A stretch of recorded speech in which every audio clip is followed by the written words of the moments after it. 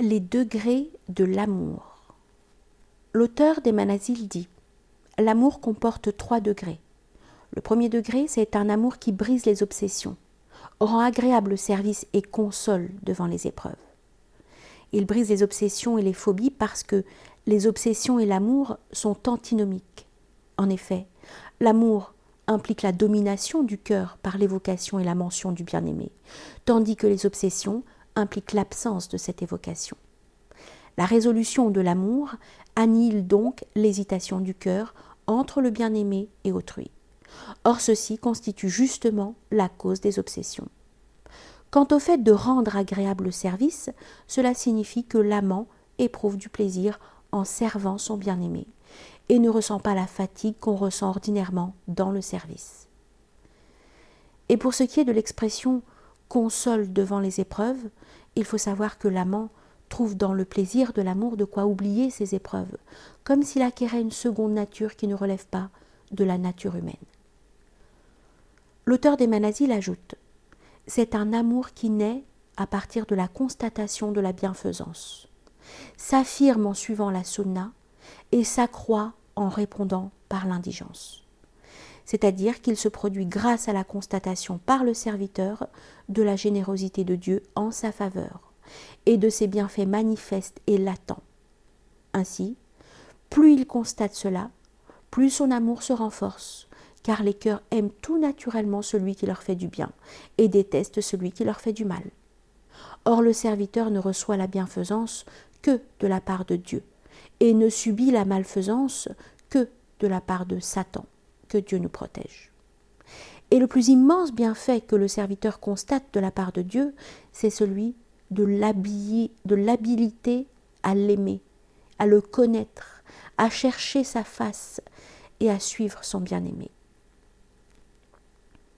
Quant au fait que l'amour s'affirme en suivant la sunna, cela signifie que l'affirmation ne peut se réaliser pleinement qu'en suivant l'envoyé de Dieu alayhi salatu wassalam dans ses actes, ses paroles et ses vertus.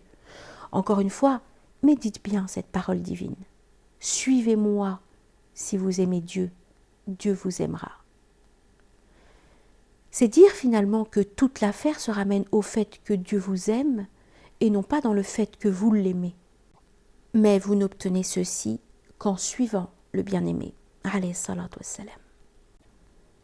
Quant au fait que l'amour s'accroît en répondant par l'indigence, cela signifie que le serviteur répond à l'appel par beaucoup d'œuvres auxquelles il ne porte pas beaucoup de considération et d'intérêt, comme s'il ne les avait pas accomplies.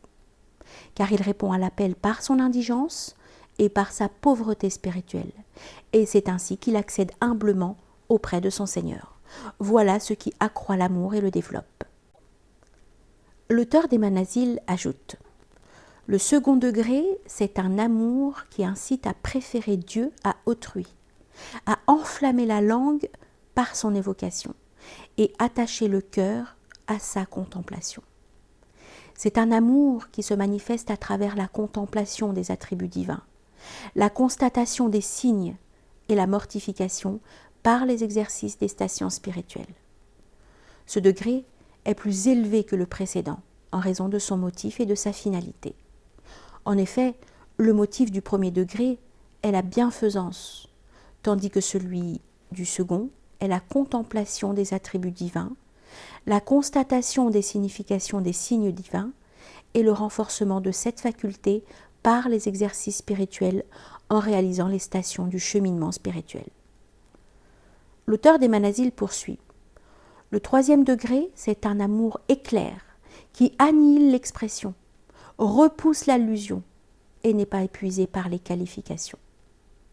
Ce degré d'amour ravit les cœurs des amants en raison de la beauté du bien-aimé qui se manifeste en eux.